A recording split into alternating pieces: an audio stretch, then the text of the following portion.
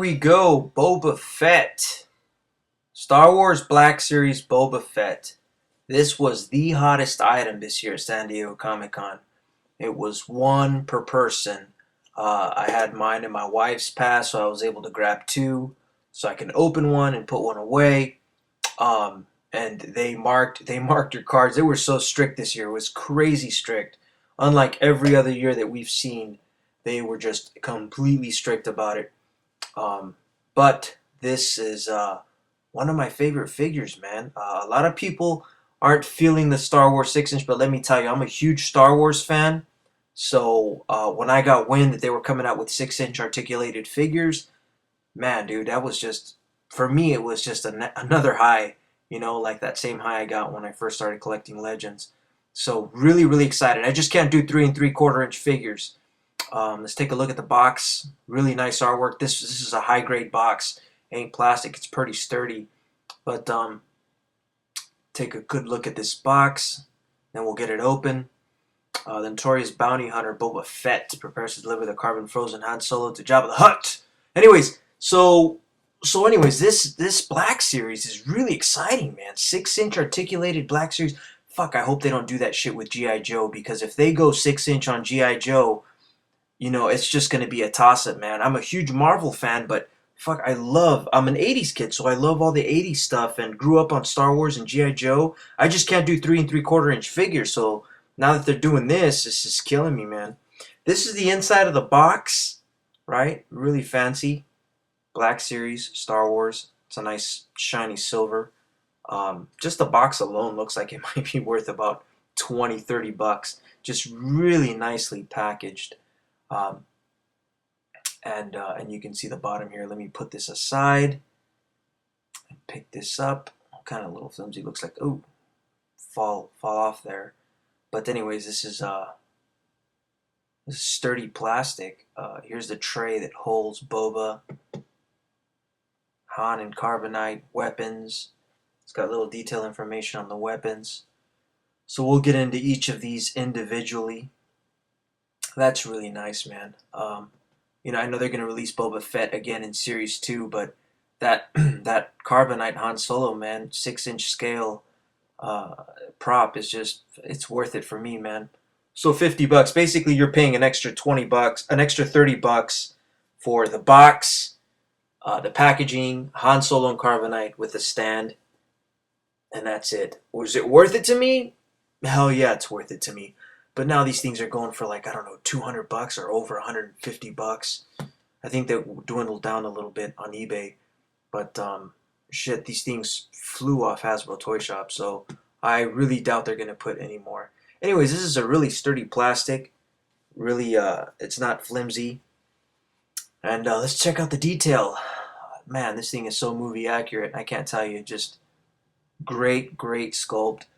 It's got that dry brush on there, so you can see a little bit of kind of a silver dry brushed over the gunmetal. And then we've got the keypads on the side, right, just like the movie. Nicely detailed, We even went as far as painting it a little bit. Second keypad, third keypad, fourth keypad, right? So there's 4 keypads on the side. The top one, of course, being the main one. There's thrusters, right, to make it go back and forth. There's thrusters on the bottom. Also, on the other side, we have additional keypads, right?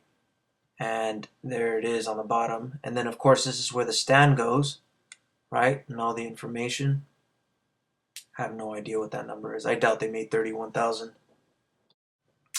So here it is. Hasbro. Really nice, man.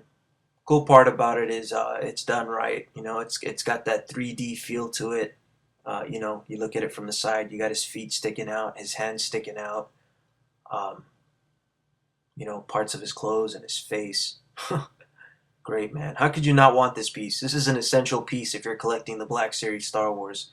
So if you're gonna go hardcore on Black Series and you're thinking of passing this up, and you're like, just pick up Boba on Wave 2 and save like $100. dude, you got to get this, man. You know what I mean? Stop being stingy. You know, maybe if you can get one for $100, I mean, I don't know. That's just my opinion, man. Maybe if you can get the carbonite by itself, you know, I'd pay $50 just for the carbonite by itself. You know, you got to understand too. It's a pain in the ass going to Comic Con, waiting in fucking line for like 2 to 3 hours. You know, and then you got to get this, and then it's limited. You know, shit. You're basically paying for somebody's trouble, right? You know, that's why it's a Comic Con exclusive. You're supposed to go to Comic Con. But then again, going to Comic Con is insanely difficult. It's not like before, you know, just you got a bunch of people that don't even read comics and don't collect toys that go there. There's people that just go there to cosplay. Like, you know what I mean? Get the fuck out of here with that shit.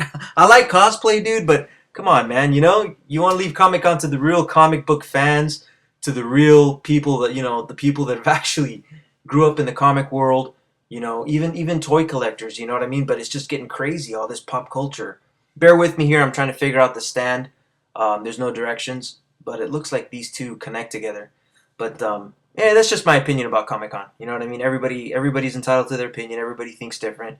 You know, a lot of you guys are just like all about cosplay, which is cool. But you know, kind of sucks because there's a lot of people that actually want to go to panels.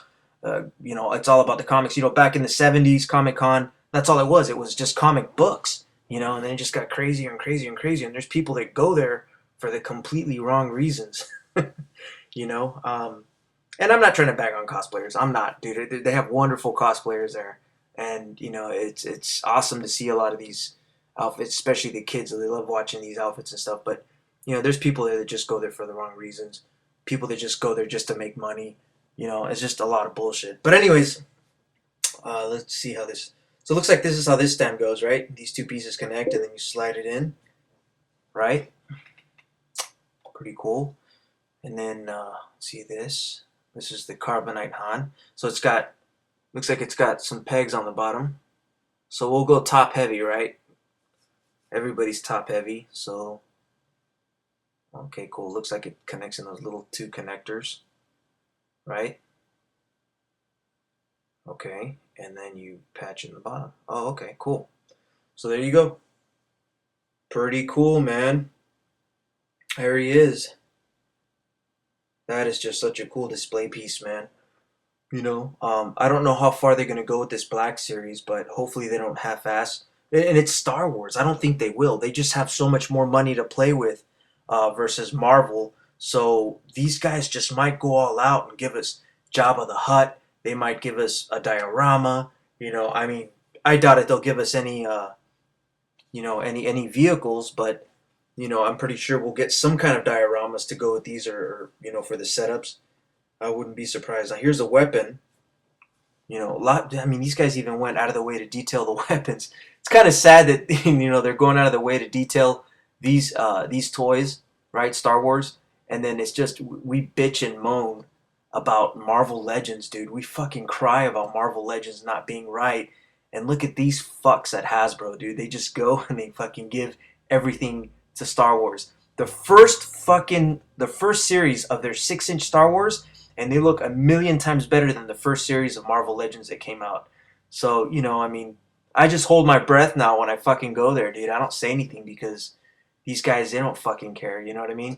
Looks like the guys at Star Wars have more love for what they do than the guys at Marvel for Hasbro. Sorry, Dwight. It's just the way I feel, man. But you can see here, I mean, so much detail goes into everything. The sculpt for the jetpack, you know, even a little bit of dry brushing to show some wear and tear. You know, you know, this is. I mean, they just went all out on their Black Series. You know, there's a few little problems with articulation, but once again, the Series One, Star Wars Series One compared to Marvel Legends, the first wave that they did for Hasbro, you can just see that it's a different ball game, man. Like they care, they care. But they've been, you know, again, they've been doing Star Wars forever. You know, but they just look at that. They just go on and sculpt everything on these figures, top to bottom. There's no reusing molds. They ain't even fucking with using the same molds. Maybe they might with Boba Fett for Jango Fett, but you know, I mean, they're doing new sculpts every single time. Which is once again, like I said, you know, if they do GI Joe, honestly, man, I mean, it's just I think between Star Wars 6-inch Black Series and if they did G.I. Joe 6-inch figures, I honestly think it would just trump on Marvel Legends, because Marvel Legends, they've got this thing where they're just gonna reuse molds and, you know, add a few things here and there, maybe switch a few arms out or there, you know, and it's gonna be nothing compared to what they do to these other lines. So let's take a look here, and you'll see what I mean when I'm talking about, you know, going all out on sculpt. This thing is just sculpted down to the T. Fucking got the dent on the helmet, you know, dry brush for scratches and detail. This is a great looking fig, man, you know? Looks great for 6-inch. I mean, I've heard some people complain about it already, but geez, you fucking kidding me? This is really good for the first time debut on a 6-inch Star Wars figure. Everything down to the sash, you know, down to the sculpt, the paint, you know what I mean? I mean, really, what more can you ask for? There's even some subtle dark, you know, oversprays in certain areas. You know, even his, you know, his weapon gauntlets look great. You know, a lot of little paint details. I mean, shit. When would they ever do that for 6-inch Legends, right? Oh man, all the way down here. You know, looks a little dirty around the boot area. Look at that. I'm telling you, man, sculpted down to the T. These are great looking figures, man. That's where the jetpack goes. You know, I'm really liking these 6-inch figures. I mean, I haven't got the other figures from Series 1, but we'll check it out. Now, this is on a ball joint, and it could, you know, bobble, swivel, tilt. Looks fairly down, right? Looks up really good. You know, not quite all the way back, but it's because of the helmet, right? But you also got kind of a waist swivel joint, which we'll go over, right? Now let's get into the articulation, right? Here's a hand. Now it looks like it won't. It looks like it won't go all the way up, but it actually does. Just taking some time to marvel at the detail. So let's get into this shoulder joint. Now it looks like it can't, but it actually can. It tucks right in into the armor and it goes up, right? Look at this. It's got like some kind of bicep swivel besides, right? Besides the elbow swivel. So it's got kind of an awkward bicep swivel, right? And that's because in the back there's this little rope thing that's attached to the top. So they did that so that you wouldn't twist and rip if you wanted to make the elbow swivel, which you still can. You can still move that piece around also. So that's another articulation. Plus you've got the forearm swivel and you've got pegged hands, right? So this thing has pretty good articulation. My only gripe about the articulation is the fact that they didn't give him double jointed elbows, so his elbows can't really necessarily fold all the way up, which is really the only hinder for me. On this side, which is weird, like I'm telling you, they tailored the sculpt to this figure. Here it looks like it was supposed to have a bicep swivel, but they didn't put it on this side. They kind of just passed on it. But of course, again, you got the elbow swivel, so it makes no sense to have it over here. And the forearm, right? Forearm swivel, and the peg hand. So really, I mean, they kind of gave it articulation and an extra spot on one hand, but they didn't do it on the other hand. Now, check out this torso joint. This is the first time I've ever seen this on a 6-inch figure. It's got like a disc ball joint that goes up kind of like the neck, kind of like the neck ball joint disc. So you can actually go forward and back, but at the same time you can kind of, twist it and pivot. And it's not quite as much as articulation as a torso flex like you see on 6-inch Legends, but they did that because of the armor, so you would have had to have sacrificed armor. But see here, the belt, a lot of people are complaining like, oh yeah, the bags are in the way, you can't move his legs, oh, it totally sucks, fucking sucks. Look, the belt moves so that you can move the legs around, alright? Don't be a weenie, move the belt around, alright? Doesn't have to be perfect. That belt actually moves all the way around. It's not attached to the figure, it's not glued on, so it's a separate thing, so you can just move that belt around. No problem, right? Move it to your liking. You can move it all the way around, put the gun to the other side if you want, and move the legs freely, right? So you're working on a T-joint, you got that thigh swivel, and then you've got the double jointed knees, and you've got the ankle pivot, right? That is used on Legends now. Points all the way down, points up, and swivels really good. So you can get this guy in some really decent poses, and I mean, honestly, it's not top grade, I would say, articulation, but it's good enough for you to have fun with it, and that's what really matters. You can get this guy to do some ACBA and be happy with it. And for God's sakes, man, I mean, haven't you all wanted a 6-inch Star Wars figure before? I mean, I've seen these guys customize Star Wars figures, and I mean, at one point I wanted to do a line of 6-inch, custom Star Wars figures, and now we're actually getting them, which is great. So I couldn't be happier. Here's the jetpack, right? And it's actually got like some hinges in the back that go onto the back hinges, kind of connect in there. So check it out, huh? Pretty cool. Geez, man, how could you not be a Star? I mean, if you're around my age and you're in your 30s, you grew up on Star Wars, I think you're just gonna be just as excited as I am about these figures. Like I said, oh, that's not for that, for this gun. But you're gonna be just as excited as I am about these figures, and I just can't wait to see what else they're coming out with. I do want them to make all the classic characters, of course, but I would love to see other characters.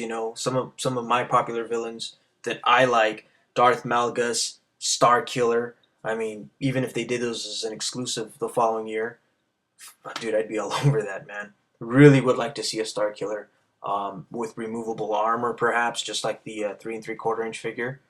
I think a lot of people would like that, and then you got some really cool villains, like I said, like Darth Malgus and whatnot. I think Darth Vader will probably be coming pretty soon, maybe even in the third wave. So I can't wait to see him. Not really excited about seeing Anakin Skywalker from from the previous films. Oh, dude, that guy's horrible, man. But anyways, um, really looking forward to see what they're gonna go, where they're gonna go with character selection on this Black Series, and who they're gonna make first, and who they're gonna push to last. But of course, Star Wars has huge fans, a huge fan base. So you're gonna get a lot of guys requesting at least the more popular and more known characters, you know, down the line. So, anyways, we'll get this guy in a few cool poses. Another thing too is, you know what? Let me try that. There's a famous scene in where they have Han Solo in the carbonite, and he's actually standing up, and Leia comes in and frees him, at the Jabba palace. So, anyways, let's see if we can get that to prop up correctly. So, anyways, here we go. A little bit of ACBA, right? All right, let's get this. Let's get this Han Solo going here. Let's see if we can prop it up here. So we got him top heavy. Let's pull this out. Let's see, can we do it? Can we do it? Okay, so let's say we put the legs down, right, in the back. So we clip this basically bottom up. Give me a second here, bear with me. Now, if I could get this thing to stand, it would just, it would make my day. It would make it worth it, man. Oh, look at that. Bloop, there you go. So you can get him in both iconic ways, right? So you have to be able to stand this up, obviously, right? Because they free him later, and that's how Jabba keeps him as a trophy in the palace. He keeps him standing up, just to show people what happens if you don't pay up your debt with Jabba. So that is cool, man. Once again, makes it even more worth it to be able to grab this Han in carbonite. Way cool. And the stand is sturdy, doesn't fall over or anything, so I think it was built to do that as well. Anyways, guys, well, Hope you enjoyed the review. I am going to be reviewing all the stuff that I've picked up at Comic-Con, which is not just Marvel, it's a bunch of different stuff. So hang in, guys, and more videos to come soon. Take care.